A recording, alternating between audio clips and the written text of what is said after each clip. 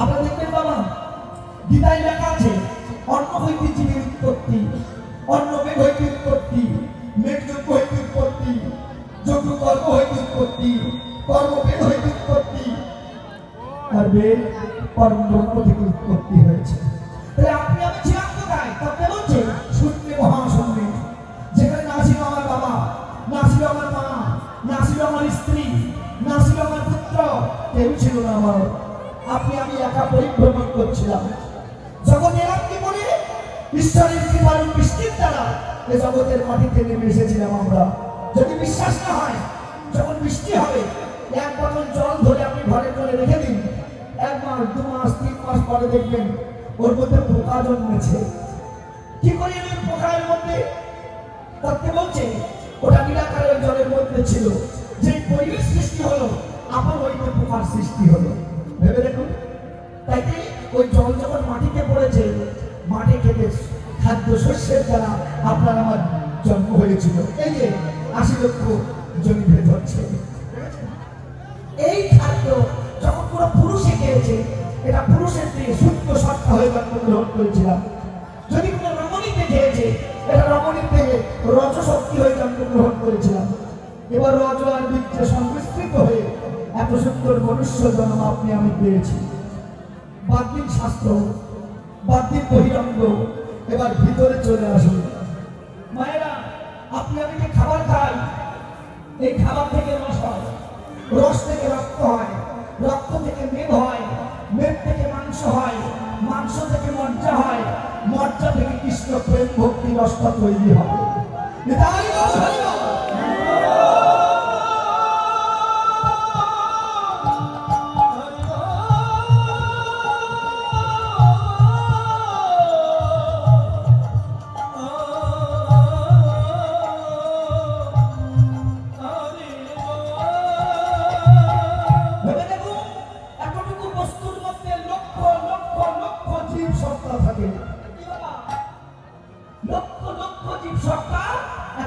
বস্তুর মধ্যে থাকে।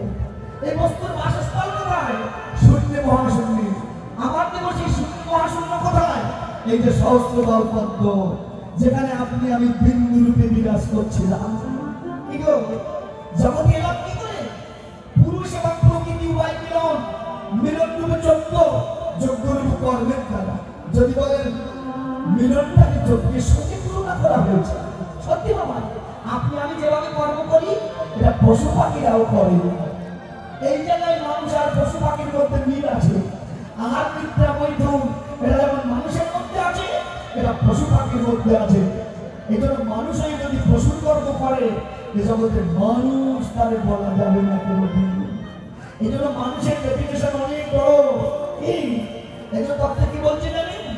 মানুষ খুলে জন্ম নিলে মানুষ বলে না, মানুষ হবে তখন যখন থাকবে জ্ঞানের চেতনা, চরিত্র যাতে পবিত্র হবে, তবে তার মানুষ হবে। কি বাবা, আমরা আজও মানুষ হতে পারিনি। যদি মানুষ হতে পারতাম, ধর্ম ধর্ম নিয়ে বিভেদ করতাম না, মানুষে মানুষে বিভেদ করতাম না, পরের ধর্মের প্রতি আমাদের জন্মাতো না। এটা মানুষের কাজ নয়, এটা অসুরের কাজ, পশুর কাজ।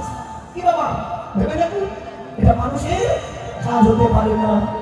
ব্রেন যখন উপরে ওঠে, তলায় যা কিছু দেখে সব সমান, কোনটা উঁচু কোনটা নিচু কিছু দেখে না।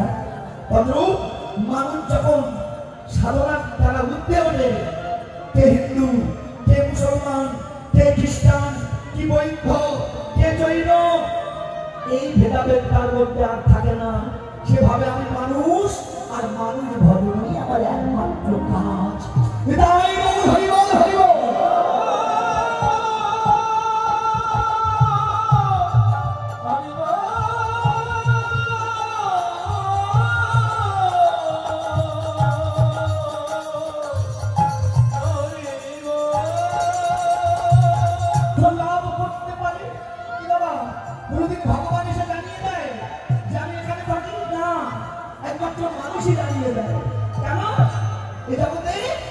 মানুষ ভজনই হলো শ্রেষ্ঠ ভজন।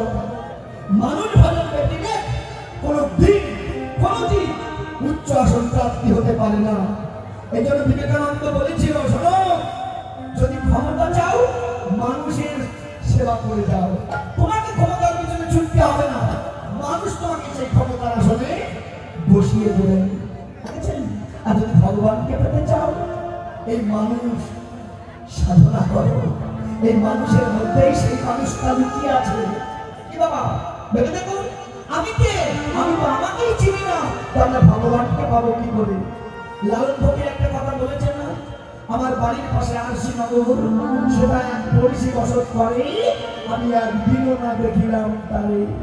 অর্থাৎ আমার বাড়ির পাশে তার বাসা, অথচ আমি তারে চিনি না, আমি তারে জানি না। কেন?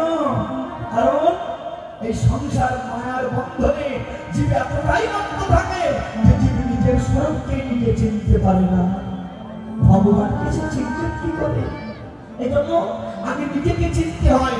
যে নিজেকে চিনেছে সে ঈশ্বরকে চিনেছে। যে নিজেকে জানতে পারে সে ঈশ্বরকে জানতে পারে। ঈশ্বরকে জানতে আপনার বিন্দু মাত্র বিলম্ব হয় না। কেমন? এই জন্য তত্ত্বে লিখেছে, কি লিখেছে? পুরুষ প্রকৃতি মিলন, মিলন রূপ যজ্ঞ, যজ্ঞ রূপ কর্মের দ্বারা সেই ব্রহ্ম স্থিত বস্তু নিম্ন গতি হয়ে সুষমার পথে নেমে ধীরে ধীরে প্রকৃতি মায়ের গর্ভে এসে পতিত হয়। সেখানে 10 মাস 10 দিন থাকার পর এত সুন্দর মনুষ্য জন্ম আপনি আমি পেয়েছি। ভাবুন তো, যে দেবের দুর্লভ জন্ম পাওয়ার জন্য কত দেবতা আকুল হয়ে থাকে, আপনি আমি সেই জন্ম পেয়েছি। তাহলে আমাদের মতো এমন সার্থক জন্ম এ জগতে আর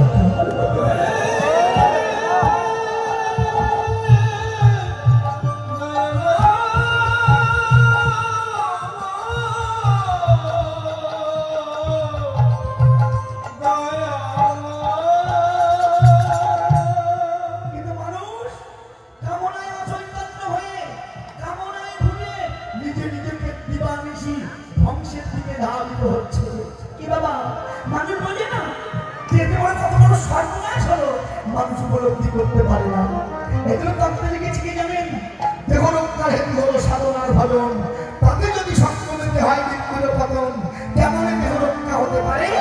বিন্দুরূপী কৃষ্ণ এরা নিত্য হত্যা করে। আমি আমাকে প্রত্যেক দিন ধ্বংস করছি। ভাবুন, মনু থেকে আপনার আমার সৃষ্টি হয়েছিল। মনু এবং শতরূপা হলো আমাদের আদি মাতা পিতা। সেই মনু থেকে ভাঙতে ভাঙতে ভাঙতে ভাঙতে ভাঙতে আমার আত্মাকে আহুতি দিতে দিতে দিতে দিতে আপনি আমি এতটা সূক্ষ্মই পরিণত হয়েছে যে আমি আর আমাকে চিনতে পারি না। এ বাবা ভাবুন, আমার স্ত্রীর করে যিনি বসে আছেন উনি আর কেউ নয়, উনি আমারই আত্মজোর, আমার আত্মার বহিঃপ্রকাশ। কি আমি নিজেকে ধ্বংস করেছিলাম, তাই ওই স্ত্রী রূপী মা আমাকে গর্ভে ধারণ করে নতুন একটা জীবন দিয়েছেন। এই জন্য যাকে বলছো রমণী, ও যে বিশ্ব জননী, সেই জননীর কৃপা না হলে গৌর গোবিন্দ কৃপা কোনো দিন লাভ করা সম্ভব নয়। অল্প করে দিন চালিয়ে যাবেন না, কেবল সে বুঝিতে তাই বুঝিতে অবধি নারীর বিধি বিষ আর অমৃত একই ভাঙবে নয়। এই নারীর কাছে বিষ আছে, অমৃতের ধ্বনিও আছে। যে যেমন কর্ম করে সে ঠিক তেমন বস্তু লাভ করতে পারে। যেমন দীপিকা উজালে অধিকা ভেতরে জলে অনল শিখা, পতঙ্গ দেখিয়া পড়ে ঘুরিয়া উড়িয়া মারে পাখা। দেখবেন পৃথিবীর অগ্নিশিখা দেখে পতঙ্গ ভাবে অন্তরে কি অপূর্ব আলো জ্বলছে। ও না জেনে না বুঝে যখনই ঝাঁপ দেয় নিজেকে নিজে পুড়িয়ে মারে। তাই তখন দেবতী করিয়া জগত করিয়া কামনে পুড়ি মরে, কিন্তু রসঙ্গ যেজন সে করে পান বিষ ছাড়ি অমৃতের। হংস চক্রবাদ ছাড়িয়া উদক মৃণালের দুগ্ধ সদা খায়, দেবতী রইলে কেমন এসে প্রেম মেলে দ্বিজ চন্দ্রিকাশি হারা শোনায়। এই জন্য নারীর কাছে সব বস্তুই পাওয়া যায়। এই জন্য এই পরকীয়া রসের সাধন যারা না জেনেছে তারা এই রস কোনদিন আস্বাদন করতে পারে না। অর্থে কি বলছে জানেন? গুরুজি উপলিঙ্গ খানি, শিষ্যের কর্মযোগী খানি, নিষ্কাম ভাবে বলিও রমন, হরিনামের বীর্য ফোটা পূর্ণ হবে বলি কথা, চিত্রামিতাই করিবে আস্বাদন। কিমা এর সহযোগী কে জানেন? আপনাদের মতো মায়েরা। কেন?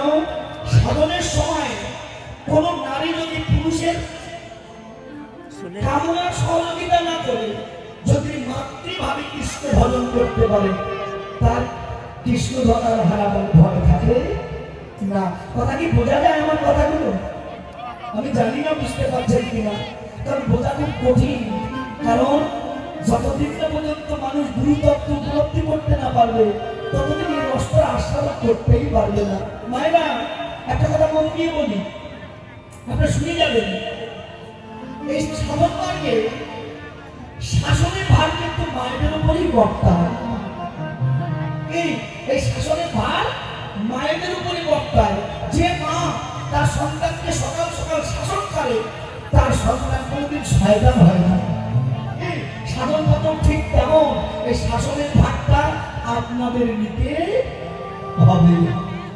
যদি বলেন বাবা আমার কথা শুনে না, এরকমই এখন শোনা যায় কি বাবা, যে শুনবে না সে তো বলবে, সে বলবে। এই জন্য তাকে যদি মরার হাত থেকে আপনি রক্ষা করতে পারেন, আপনি প্রকৃত সতী সাধ্যী। তখন কি বলছি জানেন? নারীর দেহেতে কত রঙ্গেতে আসলে পরে কামের ঢেউ, ভাবনা জেনে ঢেউ তরঙ্গে সাঁতার নাহি দিও কেউ। রূপ দুনিয়ায় কত মাঝি ধরছে তারা জীবন মাঝি, কত জোনা ঢেউ তরঙ্গে কাটছে সাঁতার অটলেও। কেউ বলেছে কথার ছলে, কত পাণ্ডুর মগজ তলে, কত সাধু গুপ্ত বেনায় পৌঁছে গেছে পটলে। কি বাবা, কথাগুলো বোঝা যায় কিনা আমি জানি না, কিন্তু কথাগুলো একটু অনুভব করতে হবে। মত্ত প্রেমের ঢলে পড়ে পড়ল যে কামনা সাগরে, গুরু বিনা নিদান কালে শিক্ষার সাধন দেয় না কেউ। দেখেছেন, এই শিক্ষার সাধন জানতে গেলে সহজ মানুষের সঙ্গ করতে হবে। তত্ত্ব কি বলছে জানেন? সহজ প্রেম জীবে না সম্ভবে, সহজ মানুষ বই, সহজ ভজন রতি না তো নিবে, তবে তা সহজ কই। কামিলবে পড়ি যে করে প্রীতি, নরকে ডুবিয়া রয়। কি বাবা, দেখেছেন কি অপূর্ব কথা? তাহলে তত্ত্বে কি বলছে? এই জগতে বাণের সহিত শতকোটি নিবে, তবে তা সহজ হয়। কামলোভে পড়ি যে করে প্রীতি, নরকে ডুবিয়া রয়। কামলোভ ছাড়ি অনুরাগে পড়ি প্রীতি করাই যেবা, বসরি আদেশে পাই দিগ চন্ডির আছে, সহজ মানুষ পাইবে সেবা। দেখেছেন, এই সেদেশে যেতে গেলে সেই সহজ মানুষের সঙ্গ করতে হয়, না হলে নয়। এই সাধন বড় গুরুত্ব, এই সহজে সবার কাছে বলা উচিত নয়। তথাপি আপনার রাজ্যে বসে আছেন তো, দুটো কথা এই জন্য বলি। কি, এই যে কিছুক্ষণ আগে যে লীলাটা শুনেছেন, এটা হলো রূপ। কি বাবা, রূপ মানে এটা হলো স্বরূপ তত্ত্ব, যা গুরু ঘর থেকে আপনি আমি শিক্ষা করি, স্বরূপ তত্ত্বের কথা। এই যে পদাটা আমি গাইছি, একে বলে অভিসার তত্ত্ব। অভিসার মানে কর্মতত্ত্ব। অর্থাৎ আপনি গুরুর কাছ থেকে স্বরূপ তত্ত্ব জেনেছেন, কিন্তু কর্ম যদি না করেন, তাহলে সে দেশে আপনি জীবনেও যেতে পারবেন না। এই জন্য সবচেয়ে বড় কঠিন বিষয় হলো কর্মতত্ত্ব। কি, মানুষ স্বরূপ তত্ত্ব জানতে পারে, কিন্তু কর্ম করে সেখানে যেতে পারে না। অনেকে কর্ম করছে বটে, গুরু কৃপা অনেকের হয়েছে, কিন্তু সাধনে গেলে সে নিজেকে স্থির রাখতে পারে না। বুঝেছেন? তাই কি গভীর তত্ত্বটা দিচ্ছে দেখুন। এই জন্য স্বরূপ তত্ত্ব সবাই জানতে পারে, কিন্তু কর্মতত্ত্বের বেলায় যে মানুষ ধরা খেয়ে বসে, তাই না? এই জন্য প্রথমে শুনেছেন স্বরূপ তত্ত্ব, এখন শুনছেন কর্মতত্ত্ব। ভেবে দেখুন, এই কর্ম করে যদি আপনি সেখানে যেতে পারেন, তাহলে ভক্ত এবং ভগবানের মহারাসে মিলনটা হবে, এরপরেই সেই রাস্তা হবে। এই জন্য প্রত্যেকটা লীলা এক একটা তত্ত্ব বহন করে। ভাবুন তো, তাহলে ভগবানের কাছে যাওয়া এটা কি সাধারণের ব্যাপার? এত সস্তা কিন্তু না, এত সস্তা না, এবং কঠিন ব্যাপার। সুতল সুতল সকলে পায়, সুতল কাহারে মানি, আপনার রস আপন সেবায়, সেই তো সুতল মানি। এই রসের খবর কেউ জানে? গুরুর কাছে না গেলে হবে না। এই ভেবে দেখুন, দেহতত্ত্ব না জানিলে তারা রসিক করে না। দেহের মধ্যে পঞ্চরসের ভাণ্ড আছে, তুমি সন্ধান করলে না। পঞ্চরসের ভাণ্ড আছে তোমার দেহে,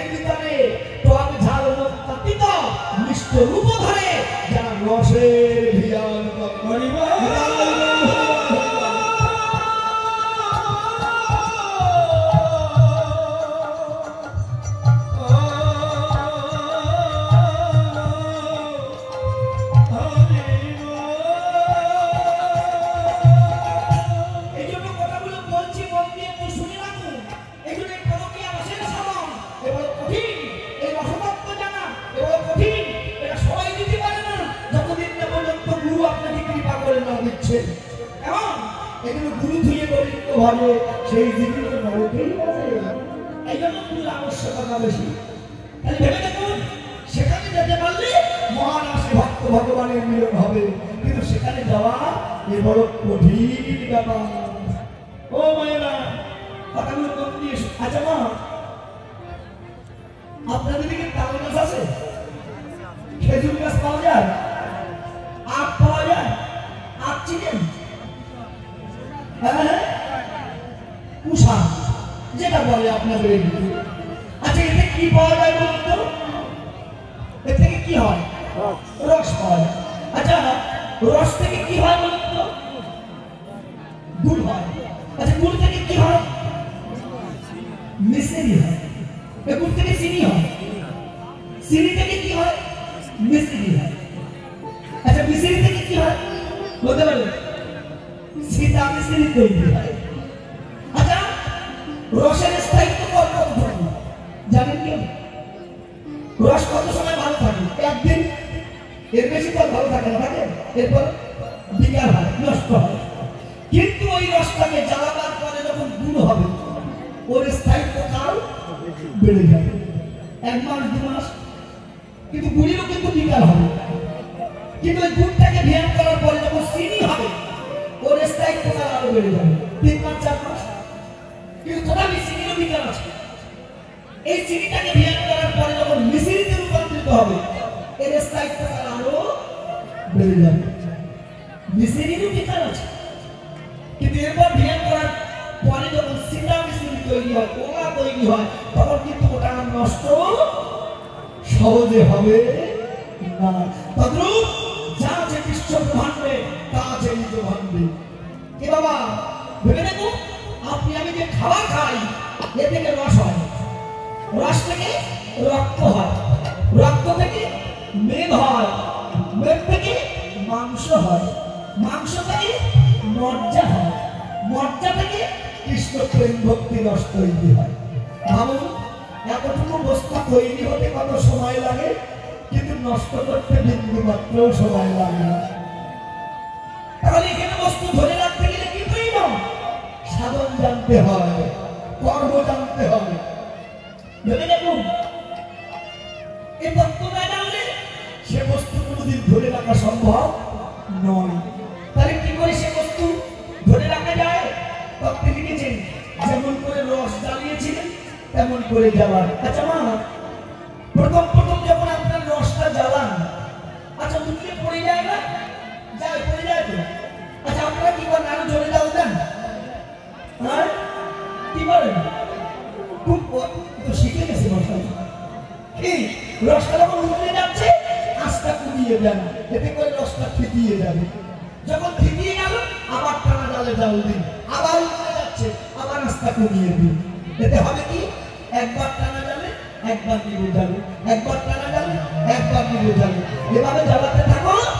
জ্বালাতে জ্বালাতে যখন রসটা ঘনীভূত হয়ে গুড় হবে, গুড় থেকে চিনি হবে, চিনি থেকে যখন মিশ্রি হবে, তখন হাজার জোরে জ্বাললেও আর কিন্তু পড়বে না।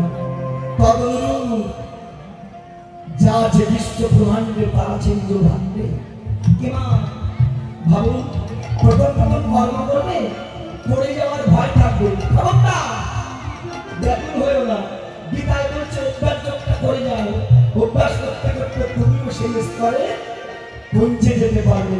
কিমা প্রথম প্রথম জ্বালাবে, পড়ে যাবে, চিন্তা করো না। যেমন ভাবে রস জ্বালিয়েছিলে, ঠিক তেমন ভাবে কর্ম করে যাও। একবার টানা জ্বালে, একবার নিভে জ্বালে, একবার টানা জ্বালে, একবার নিভে জ্বালে। এইভাবে জ্বালাতে থাকো। জ্বালাতে জ্বালাতে যখন থেকে রসটা ঘনীভূত হয়ে প্রথমে গুড় হবে, গুড় থেকে